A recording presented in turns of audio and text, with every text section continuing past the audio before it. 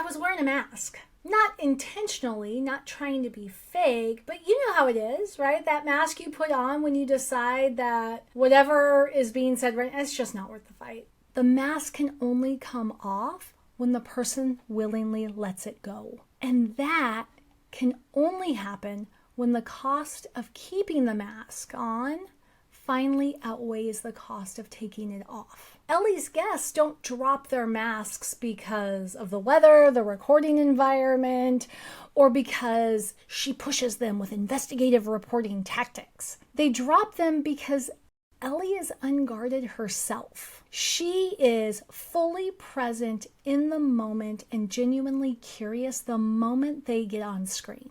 And that's something you can't engineer. You can't fabricate that type of radical acceptance. You can only model it and reinforce it. We're wired for connection, but most of us are faking it to fit in. I'm Tonya Kubo, and this is Find Your Freaks, the podcast that flips the script and spotlights the quirks you thought you had to keep quiet. Subscribe now and head to findyourfreaks.com for show notes and extras. Because around here, what makes you weird makes you wonderful. Normal was never the point.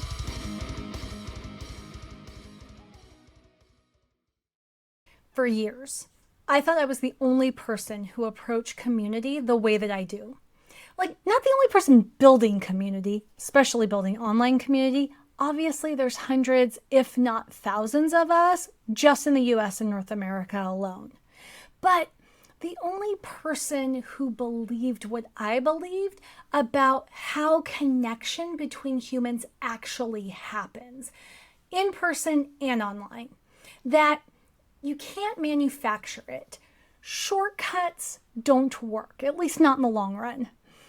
And that the thing that most community builders are optimizing for, growth, engagement, retention, that those are outputs, not inputs. And if you get the inputs wrong, nothing sticks.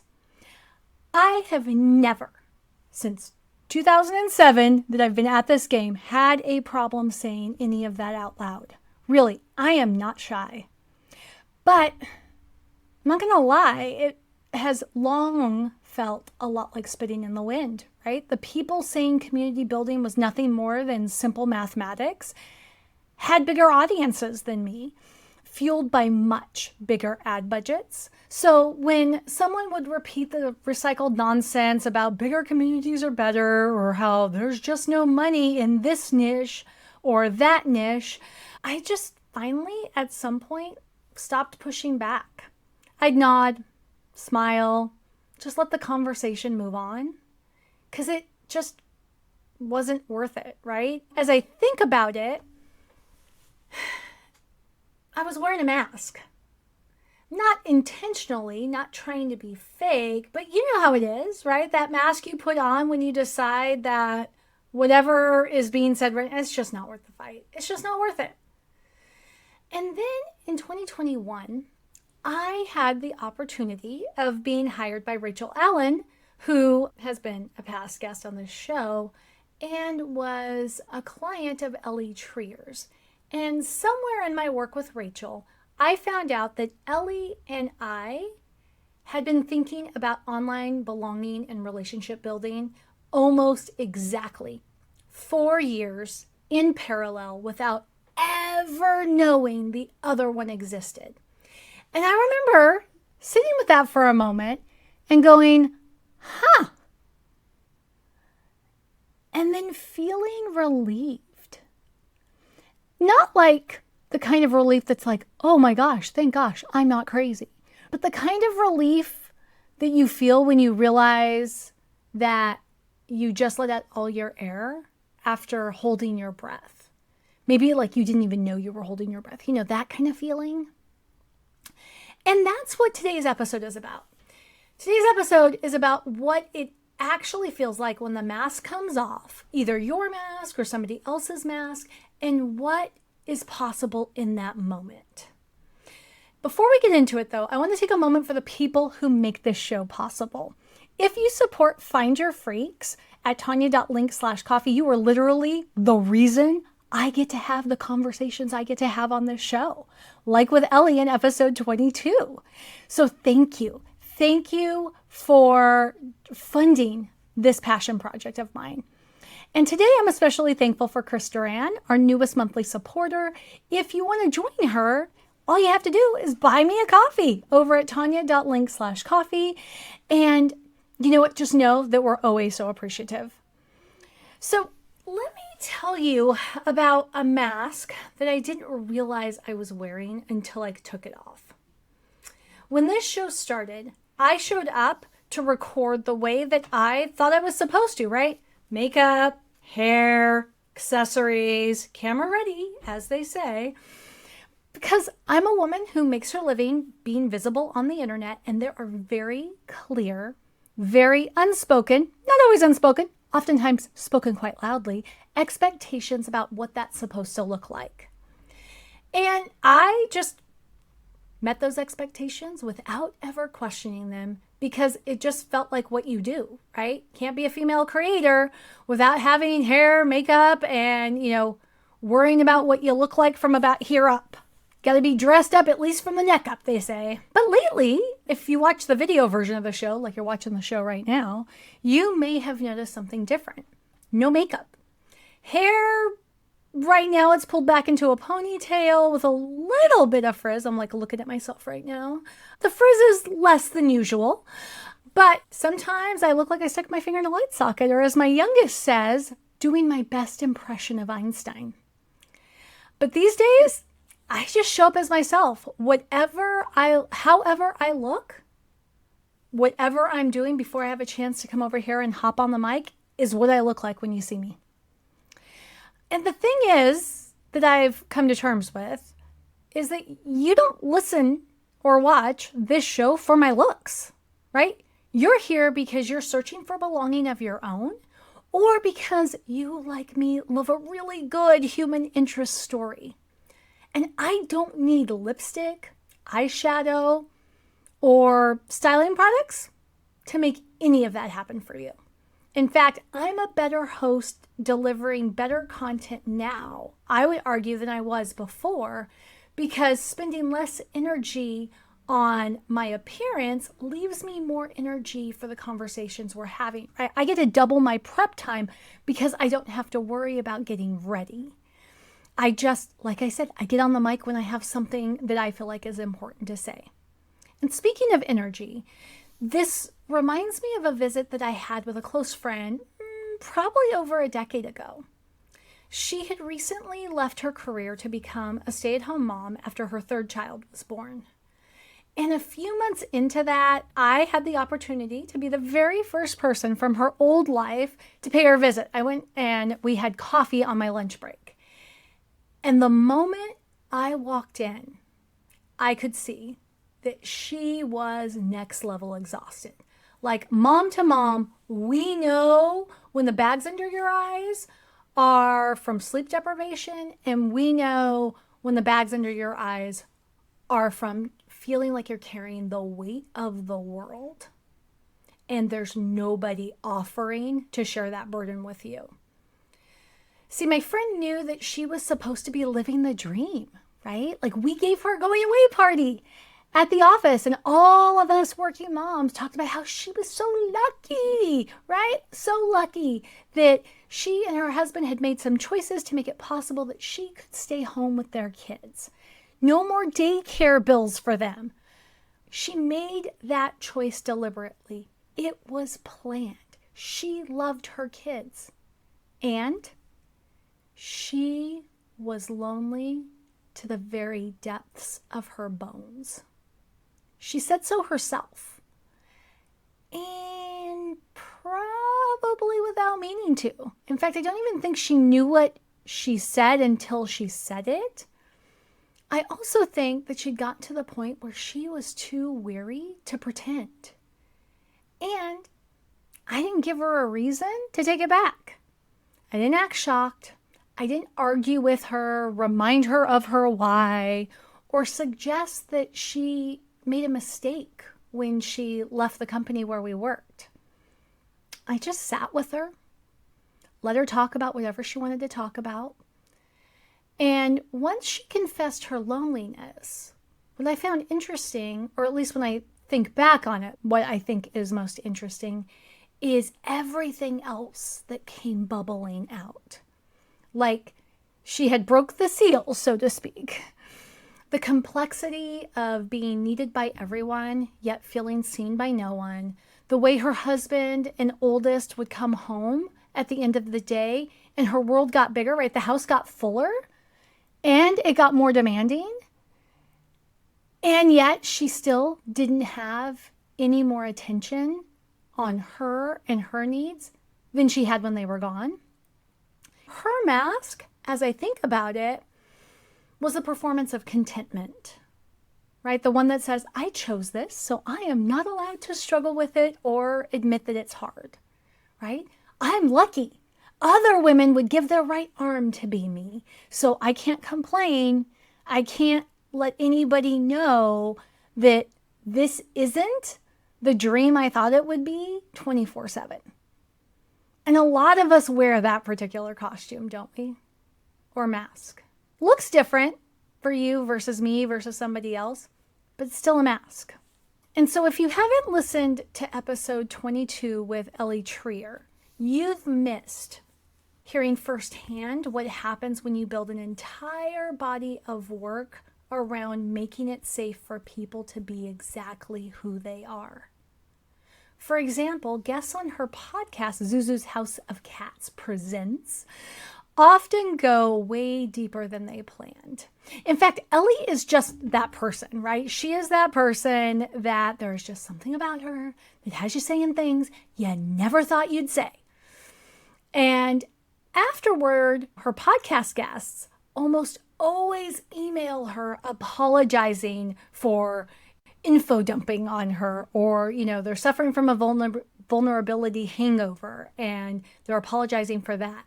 And she said on the show that she lives for the moment right before that email, the moment where they're thinking, oh, I said too much. Is this okay? And for Ellie, it always is. Ellie's guests don't drop their masks because of the weather, the recording environment, or because she pushes them with investigative reporting tactics. They drop them because Ellie is unguarded herself. She is fully present in the moment and genuinely curious the moment they get on screen. And that's something you can't engineer. You can't fabricate that type of radical acceptance. You can only model it and reinforce it. So think about my friend, the lonely mom. She didn't open up to me because I delivered the right script. She opened up because I showed up without a script. I walked in, I had no agenda. And when she shared what was hard, I didn't give her, vague words of encouragement. I didn't show her the latest inspirational meme. I didn't try to fix it for her. And in the absence of me trying to give her encouraging platitudes or fix her problem, she found enough room to tell the whole truth.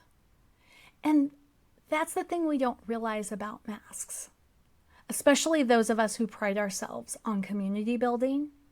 You can't pry a mask off of someone. The mask can only come off when the person willingly lets it go. And that can only happen when the cost of keeping the mask on finally outweighs the cost of taking it off. Our job as friends, community builders, or humans who genuinely want real connection is to make that cost calculation a no-brainer. So everything I've talked about so far involves a quiet kind of unmasking, something that's a bit more internal, maybe even invisible. The mask I stopped wearing, that contentment costume my friends stopped wearing, my bold opinions about community building and belonging that I no longer hold back. But Ellie, Ellie's next level. She takes that all the way to the extreme. She has this art collection called Things Men Have Said to Me Instead of Hello. And I will warn you before you go Googling this, it can be triggering it talks about some things that can be described as nothing other than outright like misogyny, sexual harassment. It's intense. Let me see how I can describe this. She saved screenshots from her online dating life. Like the most graphic, creepy, outright bizarre opening messages she received from men. So like the first message a man would send her. And instead of deleting them or laughing them off the way I have done in the past, the way a lot of my friends do, because we feel like as women we're expected to, she blew them up like monumental scale and rendered them into mixed media in the form of these art pieces that feature things like lace and vintage jewelry, safety pins, pearls. She plays with these symbolic feminine materials as she uses them to communicate a deeply unfeminine, if not misogynistic, message. And in her own description, she'll tell you firsthand that the collection isn't about demonizing men. She has no problem with men. Not at all. It's about asking a harder question, which is how did this become so normal that most women, when they hear about it, aren't even shocked. They just respond with weariness and like, yeah, that's how it is. Because they've been dealing with similar messages their whole life. In fact, I have shared several pieces from the collection with friends because almost every one of Ellie's experiences aligns with either something a friend has told me about or something I've experienced myself. And at first when I share it, we groan, we roll our eyes, we kind of laugh it off. But Ellie's work encourages us to go deeper than that. In fact, when I'm sharing it, I'm usually like, okay, I know when I told you this story, it was really funny. But after reading this, I can't believe that I blew that off like I did. Or, I can't believe we blew that off when that happened to you like we did. Because the words are nothing new. I feel like Ellie's collection reveals a pretty big impact that we have overlooked. And it's also a mask drop in like the largest possible scale, right? Ellie has named something that millions of women quietly, if almost embarrassedly, if that's a word, file away under this is just how it is. And by creating these large art pieces, she makes it impossible to look away. And what it creates when you view it is the same thing every mask drop creates, whether it's big or it's small. There's this moment of relief from those who have felt invisible, have felt like they were the only ones having that experience. There's a moment of recognition from people who are like, yeah, that didn't sit well with me either, but I didn't know any different. And then there's that exhale that comes with realizing that affected, like you're still holding on to a piece of that effect that you didn't even realize you were holding on to. And now that you've seen somebody else break it down, reflect like the harm in it, like that little piece gets healed. And so bringing this back to how we started this episode, talking about the professional mask I've worn for years, or I wore for years, nodding along, letting it go, deciding it wasn't worth the fight, until meeting Ellie in 2021. Finding out she existed didn't give me like a sister in crime or a co-conspirator. What it really did was give me hope. By finding out she existed, thinking the same way that I did about the intrinsic worth of humans and everybody's right to belong, made me realize like maybe I wasn't like a sideshow freak in this space. If she was already out there saying the thing, like I was out there saying the thing, and we hadn't met each other yet, maybe there were others like us working parallel to us, and we just hadn't had the opportunity of our Venn diagrams overlapping. And if that were true, then maybe we really could change the perception of what belonging looks like online. Maybe I wasn't spitting in the wind after all. And for you, because you're maybe a community builder, but probably not if you're listening to this show, what I want you to take away today is that the masks we wear aren't always elaborate costumes, right? We're not always intentionally faking it until we make it or acting the part that we want, right? Sometimes it's feeling like you're not allowed to hit record until your hair and makeup is camera ready. Sometimes it's pretending to be content when you're not because you chose difficult circumstances, and so you feel like you don't get to complain about them. And sometimes the mask comes off not because you're brave, but because you're just too tired to keep it on. And there just happened to be someone there when you took it off who didn't flinch at what was underneath. I would encourage you to be that person when you can. And when you're the one who's too tired, let the mask come off in the hopes that you have been honest enough and shown up naked enough, as it were, that the person that is there when you let your mask come off won't flinch at what's underneath either. Because I do believe we all have someone in our life who is waiting to witness us. And if we don't, let this be your invitation to go find someone. And if you haven't met them, good golly, reach out to me. Reach out to Ellie. Ellie would love to hear from you. If you have a cat, she wants to see the picture too. But I do believe that there's someone out there also who you haven't met who is going to find you without your mask and finally feel at ease. And that is worth showing up for, with or without lipstick. Now, if you haven't listened to episode 22, please go listen to it. The full conversation is there. You'll get to know Ellie on a much deeper level. And like I said, you'll know how much she really wants to hear from you.